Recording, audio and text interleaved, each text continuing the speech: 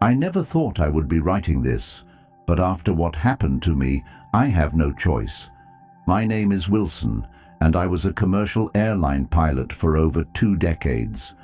But on February 15th, 2025, my life changed forever. I was flying a routine route out of Toronto when something went terribly wrong. Within minutes, I was fighting to keep the plane in the air. Then, everything went black. The next thing I knew, I wasn't in the cockpit anymore. I had crossed over. What I saw, what Jesus showed me, is something the world needs to hear. February 15th, 2025 was supposed to be just another workday. I had flown this route countless times before, a short regional flight out of Toronto. The morning was crisp, clear, and uneventful. There was no sign of trouble. If someone had told me that within hours I would die, leave my body, and return with a message from Jesus, I would have laughed. I arrived at Pearson International Airport around 6 a.m. My co-pilot, Ryan, was already waiting. We went through our usual pre-flight checks. Everything looked fine. No system warnings, no weather concerns, just another day in the sky. The first hour of the flight was smooth as silk. The passengers were relaxed. Some were sleeping, others chatting quietly. It was routine, predictable, until it wasn't. Out of nowhere, an alert flashed on the cockpit dashboard. It was an electrical malfunction. This was not uncommon, and I had dealt with minor failures before, so I remained calm. But then, before I could even react, another system failed, and then another. Suddenly, everything went haywire. The cockpit lights flickered, the autopilot disengaged, the controls became unresponsive. The aircraft lurched forward as if some unseen force was pulling it down. My instincts screamed that this was no ordinary malfunction. I grabbed the radio. "Mayday! Mayday! Flight 527 experiencing total systems failure, requesting immediate assistance." No response. Ryan and I worked frantically trying to regain control. The plane was losing altitude fast. The ground was approaching too quickly. I looked at Ryan and I could see the fear in his eyes. But there was no time to panic. I turned to the passengers through the intercom. "Brace for impact." And then, darkness. The moment the plane hit the ground, I expected to feel pain, fear, something. Instead, I felt nothing. I was aware of light, but it wasn't the harsh, burning kind. It was soft, warm, alive. I opened my eyes, but I wasn't in the cockpit anymore. I was floating. Below me I saw wreckage, flames, debris, the twisted remains of the plane. Rescue teams rushed to the site. I saw them pulling bodies from the wreckage. Then I saw my own body. It was slumped over in the cockpit seat, lifeless, broken. I should have panicked. I should have felt horror, despair. But I didn't.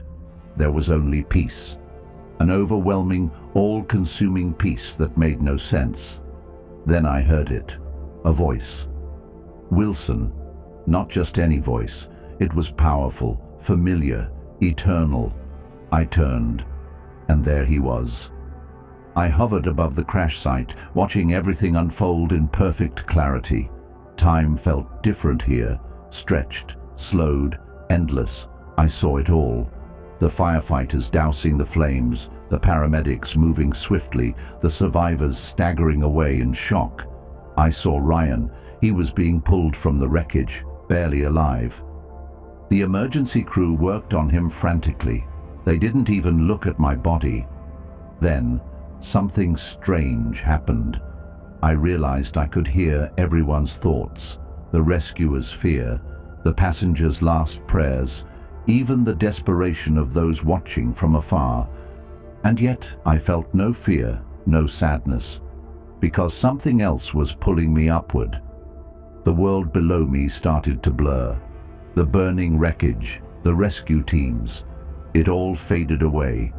The only thing left was light, not just any light. This was pure, living light. It surrounded me, embraced me. Then I heard it again. Wilson. The voice was not coming from behind me or in front of me. It was everywhere at once, and in that moment I knew exactly who it was. The light wasn't just surrounding me, it was pulling me in. There was no resistance, no fear. I let myself be drawn in. As I passed into the light, everything earthly faded. No more crash, no more fear, no more pain. And then I saw him. Jesus stood before me. His presence was overwhelming. Love, power, peace, all at once. Words cannot describe what it felt like to stand in front of pure holiness. I couldn't move. I didn't need to. He knew everything about me. My sins, my failures, my regrets, they were all laid bare before him. And yet his eyes were filled with love. He spoke. "Wilson, you are here for a reason." I tried to speak, but words didn't work here. He already knew my thoughts. "You must return," he said. "There is something you must tell them." "Tell them what?" I asked. Jesus looked at me, and in an instant the world changed before my eyes. He showed me what was coming, and my heart shattered. As I stood in the light, all sense of time, space, and worry disappeared. The world I had known, the burning wreckage, the chaos, my own body, was gone. In its place was something far more real than anything I had ever experienced. And there, standing before me, was Jesus. He wasn't just a figure. He was power, love, and peace all at once. His presence filled the very air, though there was no air as I knew it. His light wasn't just around him, it was him. His eyes locked onto mine, and for the first time in my existence, I felt completely seen. Every secret, every failure, every regret I had ever buried deep inside myself was laid bare. I expected to feel shame, but I didn't. There was no condemnation in his gaze, only love beyond understanding. I fell to my knees. I wanted to worship, to cry, to speak, but no words came out. I didn't need to speak. He already knew everything. Then he said my name. Wilson. The sound of his voice wasn't just heard, it vibrated through my very soul. "You have been brought here for a reason." I tried to respond, but again words weren't necessary. He knew my thoughts before I could form them. "Lord, I died, didn't I?" He nodded. "Yes, but your journey is not over." I felt something shift within me. There was no fear in his words, only purpose. And then, in an instant, he showed me the truth. As soon as Jesus spoke, the world around me changed. The radiant light surrounding him dimmed slightly, and suddenly I could see beyond it. At first, I wasn't sure what I was looking at. Then I realized it was Earth, but not as we see it. I saw two layers of existence intertwined. On the surface, everything looked normal, people walking, talking, living their lives. But beneath that was another reality, hidden from human eyes. It was a war zone. I saw shadows moving, dark forces creeping into places unnoticed. They weren't just in dark alleys or distant lands. They were in homes, workplaces, even churches.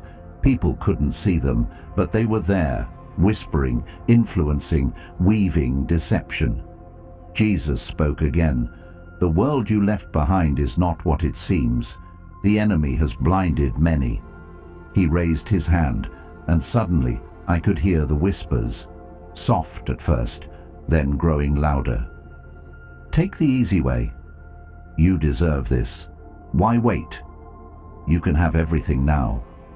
God doesn't care." I realized these voices were everywhere. They weren't just thoughts. They were suggestions being planted in people's minds. I turned to Jesus, my heart racing. "Lord, people don't even know they're being influenced."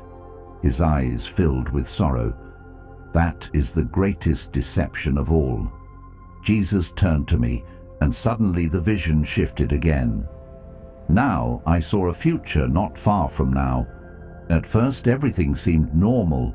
Cities bustling, technology advancing. People were going about their daily lives, but there was something off. Then I noticed it. People weren't just using technology, they were dependent on it. I saw a man walk into a store. He didn't pull out a phone or a wallet. He simply waved his hand over a scanner. A small light under his skin glowed briefly, and his transaction was complete. I turned to Jesus. "Lord, is this the mark of the beast?" He shook his head. "Not yet, but this is how it begins." He showed me more. It started slowly. First, convenience. A simple device to replace credit cards, IDs, medical records. Then, necessity. Businesses stopped accepting other forms of payment. Finally, compulsion. Those without the device couldn't buy food, get medical care, or even travel. I watched as people embraced it willingly, even Christians. They said, "It's just technology. It makes life easier," but they didn't see the spiritual price they were paying. The greatest deception, Jesus said, is not forcing people into darkness, but convincing them to walk into it themselves. The vision changed again, and I saw a family sitting at the dinner table. At first, they looked happy. A mother, father, and 2 children. They were talking, laughing. But then, I noticed something strange. Their words sounded scripted, their emotions muted, their responses felt unnatural, almost robotic. Then I saw it. Their devices weren't just in their hands, they were inside them. A thin implant in the wrist, a subtle glow behind their eyes. Their minds were being influenced, not just by suggestion, but by programming. They thought they were making choices, but the choices were being made for them. I turned to Jesus, my chest tightening. "Lord, why can't they see what's happening?" His voice was filled with sorrow. "Because they have given up their ability to hear me." I watched in horror as the parents smiled at their children and said, "This will make life better for you." The children accepted it without hesitation. They had been conditioned to trust the system more than their own instincts. Jesus looked at me. "Wilson, the enemy is patient. He does not force. He deceives. He makes darkness look like light, and many will not see it until it is too late." Tears burned my eyes. "Lord, what can I do?" He met my gaze. "Tell them, warn them. Some will listen, some will wake up, but time is short." And just like that, the vision ended. As the vision continued, Jesus turned to me, his expression both firm and sorrowful. "Wilson, watch closely. The choice will be given, and many will take it without understanding what they are truly accepting." Suddenly, the world shifted again, and I saw what looked like a government announcement being broadcasted everywhere, on phones, televisions, city screens, even in churches. A leader, dressed in a formal suit, stood before a podium, speaking with calm authority. "The world is changing rapidly, and we must adapt to survive," he said. "We have developed a new system, a safer and more advanced way to secure your identity, protect your health, and ensure financial stability. No more fraud, no more worry, just one seamless upgrade for all." Behind him, a large screen displayed an image of a glowing implant, seamlessly embedded beneath the skin. At first, the announcement was met with hesitation. People were skeptical, but soon endorsements poured in. Doctors praised its medical benefits. Religious leaders assured their congregations it had nothing to do with prophecy, and celebrities flaunted their own implants, claiming life had never been easier. I watched in horror as millions lined up to receive it. They weren't being forced. They weren't being threatened. They were choosing it, with smiles on their faces. Then I saw another group, smaller, isolated, and watchful. They whispered among themselves, hesitant to join the movement. And then the pressure came. The media labeled those who resisted as extremists, conspiracy theorists, and threats to public safety. Banks froze their accounts, employers fired them, schools banned their children. I turned to Jesus, my heart breaking. Lord, how can they not see what's happening? His response was solemn. Because deception is not about force, Wilson. It is about slow, willing surrender. Just when the weight of the vision seemed unbearable, Jesus lifted his hand. In an instant, the world around me shifted again. I now saw those who refused to take the implant. At first, they struggled. They lost jobs, homes, security. Some had to live in secret places, relying on one another. But as I watched, something miraculous happened. They were not afraid. They did not look lost or hopeless. Instead, I saw light surrounding them. It wasn't the artificial glow of technology. It was something alive, divine, unshakable. They had peace. I saw a mother feeding her children with food that never seemed to run out. I saw a man praying, and minutes later, someone knocked on his door with exactly what he had been asking for. I saw illness disappearing, wounds healing, and protection over those who had nothing left. Jesus turned to me and spoke with unshakable certainty. My people will not be abandoned. Just as I provided for Elijah with the ravens, just as I fed my people in the wilderness, I will care for those who remain faithful to me. Tears welled in my eyes as I realized that, while the world would crumble, God's power would shine brighter than ever. The vision shifted again. Now I saw two futures unfolding side by side. On one side was the world that accepted the implant. It looked peaceful at first. People moved effortlessly through life, transactions smooth, health regulated, emotions controlled. Everything seemed perfect. Until I looked deeper.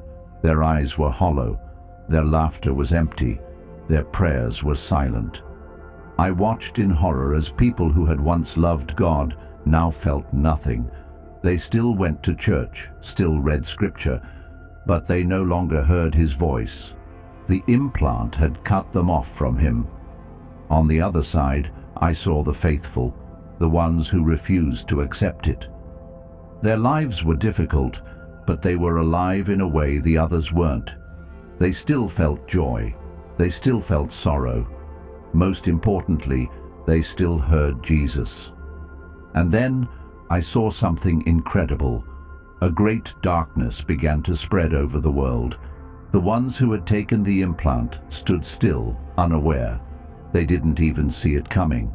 But the faithful? They saw it. They felt it. And just when it seemed the darkness would swallow everything, a great light erupted from the sky. I turned to Jesus, trembling. "What is this?" His response was firm and final. The division of souls. The vision faded, and I was back standing before Jesus. He looked at me, his expression filled with love, but also urgency. "Wilson, there will come a day when many will realize what they have done, but it will be too late." A deep sorrow filled me. "Lord, what can I do?" His response was simple. "Tell them now. Warn them before the choice is placed before them. Some will listen, some will wake up, but time is short." At that moment I felt a pull. It was gentle but undeniable. I knew what was happening. I was being sent back. "Lord, wait. There's so much more I need to know." But he simply smiled, a light in his eyes that held infinite wisdom. "What I have shown you is enough. Share it. Those who have ears to hear will listen."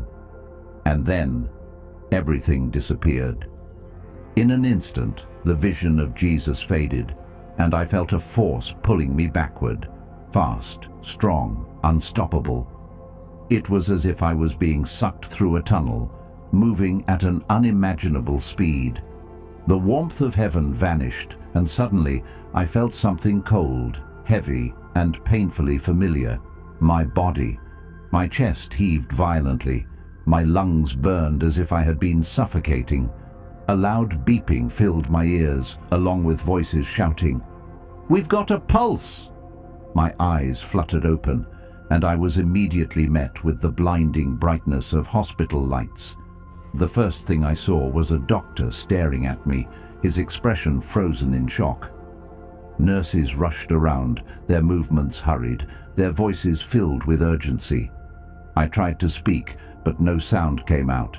My body felt like lead, every muscle aching. The doctor leaned closer. "Captain Wilson, can you hear me?" I nodded. Barely.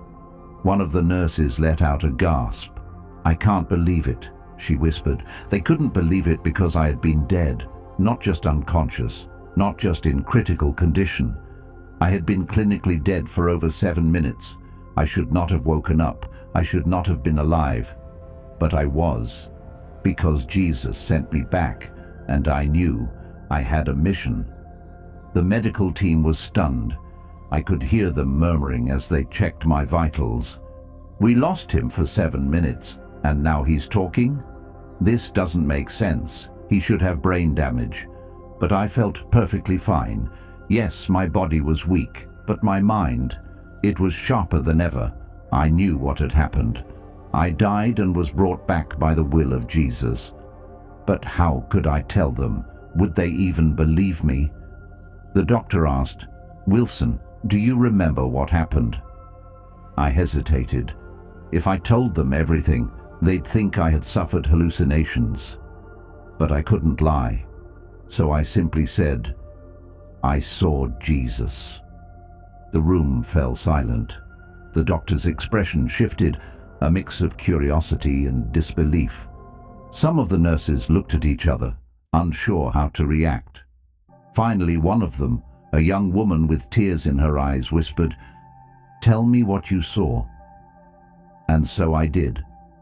I told them about floating above my body, about Jesus standing before me, about the warning he gave me about the coming deception.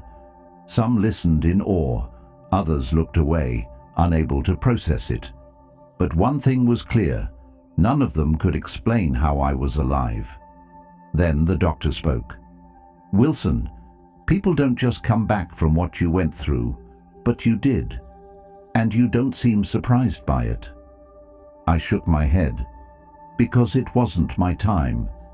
Jesus sent me back for a reason." The doctor exhaled, rubbing his forehead. "I don't know what to say, but I did.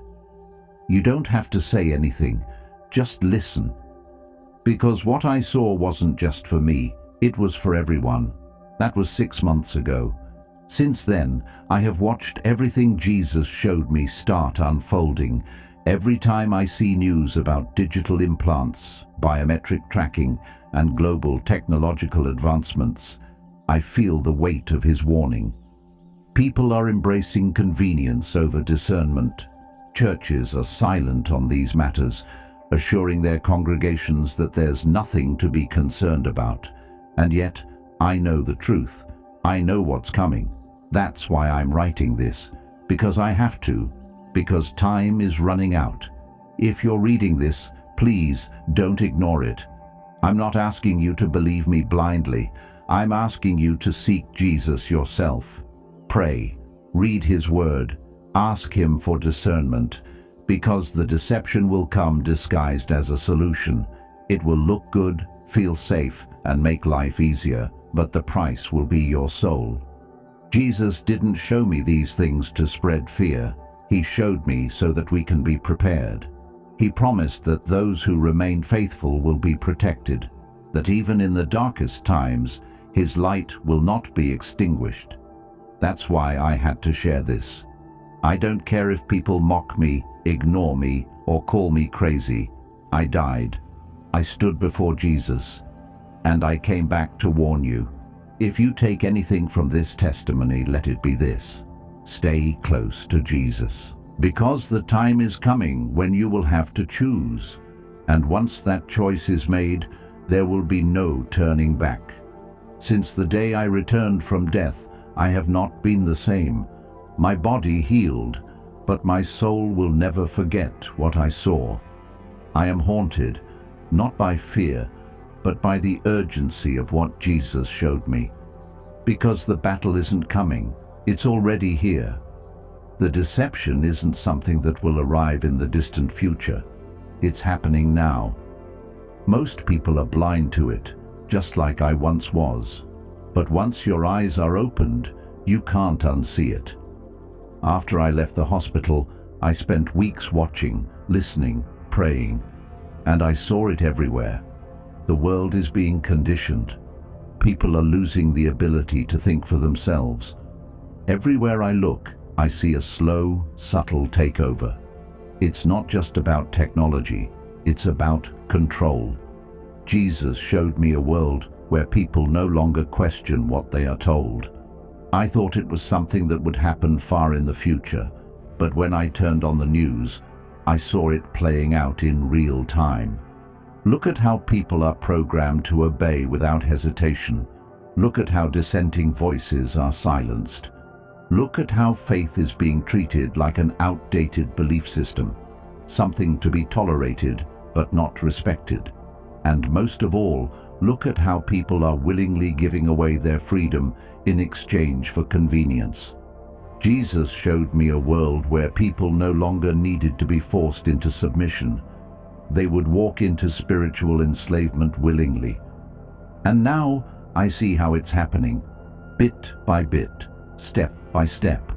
And when the moment comes to make the final choice, most will not even realize they are making it.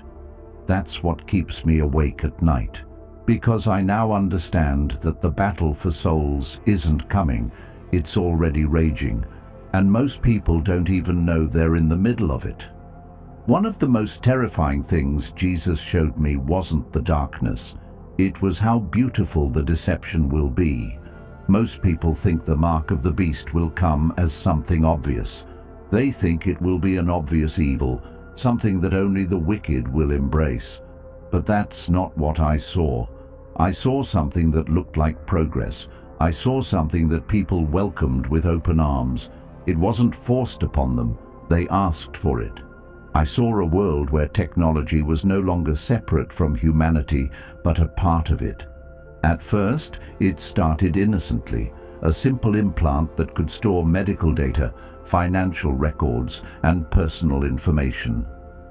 It was marketed as a safety measure, a way to ensure no one ever lost their identity, their health information, or their financial access. People lined up to receive it. They said, "This is the future. This will make life so much easier."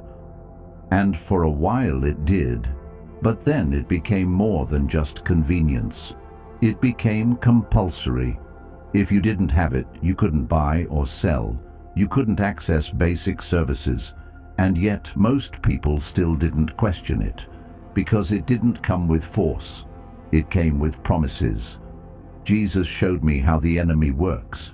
He doesn't come roaring like a beast. He comes as an angel of light. He whispers, "Look at this wonderful new technology. It will keep you safe. It will give you security. It will ensure your family is taken care of." And before they know it, people have given away their souls. I watched as even Christians embraced it. They convinced themselves, it's just a tool. It's not worship. It's not evil. But they didn't see what I saw. They didn't see how it subtly changed them. Their prayers became hollow. Their connection to Jesus weakened. And when the final step was introduced, they didn't resist, because they were already too deeply woven into the system. That is why the deception will be so dangerous, because it will be wrapped in beauty. It will look like progress. It will sound reasonable. It will feel safe. And by the time people realize what they have done, it will be too late. I don't know how much time we have left, but I do know this. We are running out of it. Jesus didn't send me back just to share a story. He sent me back to warn, to shake people awake before it's too late. Because once the final deception is fully in place, there will be no turning back. The enemy isn't going to come and say, "Here is the mark of the beast, take it." It will happen gradually. It will look harmless. It will seem logical. People will justify it, saying, "It's just a new system. It's not worship." God will understand. But Jesus showed me that once you accept it, something in you changes. You become blind to truth. You lose your ability to feel the conviction of the Holy Spirit. You still go through the motions of faith, but the fire is gone. And when the final call comes, you won't even hear it. That is what terrifies me, because most people think they'll have a clear choice. They think they'll recognize the danger when it comes. But Jesus showed me that by the time they see it, it will be too late. That is why I have to share this. I don't care if people think I'm crazy. I don't care if they mock me, doubt me, or ignore me. Because I died. I stood before Jesus. And he sent me back to tell you this. Wake up. Stop waiting. Stop thinking you'll have time to decide later. Later is an illusion. The time is now. If you're still playing with your faith, stop. If you're still putting off prayer, stop. If you're still lukewarm, wake up, because what I saw is coming. And when it arrives, there will only be two choices: Jesus or the world. And once you choose, there will be no going back. I am telling you this now because Jesus sent me back to warn you. Please, listen, before the choice is made for you. Since my return, I have come to realize something terrifying. This world is already separating. Jesus showed me that there will come a moment when every person will have to choose. But what I didn't fully understand until now is that the test has already begun. I have seen it everywhere, in families, in friendships, in churches. People are being divided, not by politics, not by race, not even by wealth or status, but by faith. Jesus showed me that before the final deception is revealed, people's hearts will already be tested. I see it now in the way people respond to truth. Some are waking up, feeling the urgency, pressing into Jesus like never before. Others, they are falling away, rejecting conviction, silencing the voice of the Holy Spirit. And most don't even realize it's happening. Jesus warned, "The love of many will grow cold." I thought that meant in the last days people would become more violent, more wicked. But now I see what he meant. It's not just about violence, it's about numbness. People are losing their fire. I see it in believers who once burned with passion for God, now barely praying. I see it in churches where the word has been watered down, replaced with feel-good messages that lack power. I see it in families where parents are losing their children to the world, not because they don't care, but because they are afraid to speak truth. The enemy is using fear, comfort, and distraction to strip people of their faith. He doesn't need to attack them openly. All he needs to do is make them tired, make them busy, make them comfortable. And before they know it, their faith has been diluted into nothing. This is what Jesus showed me. The final test won't come suddenly. It will come quietly, subtly, and gradually. And by the time people realize what's happening, it will be too late. A divided church. The most painful part of what Jesus showed me was what will happen to believers. I saw churches split right down the middle, not over doctrine, not over denominations, but over allegiance. I saw pastors embracing the world system, assuring their congregations that God wants us to evolve with the times. I saw leaders telling their people that the new technology, the implants, the upgrades, the merging of man with machine was a gift from God. and people believed them. They trusted their leaders more than they trusted the Holy Spirit. I saw true believers, those who refused to compromise, being pushed out. They were mocked, labeled as radicals and fanatics. Some tried to warn their fellow Christians, but they were ignored.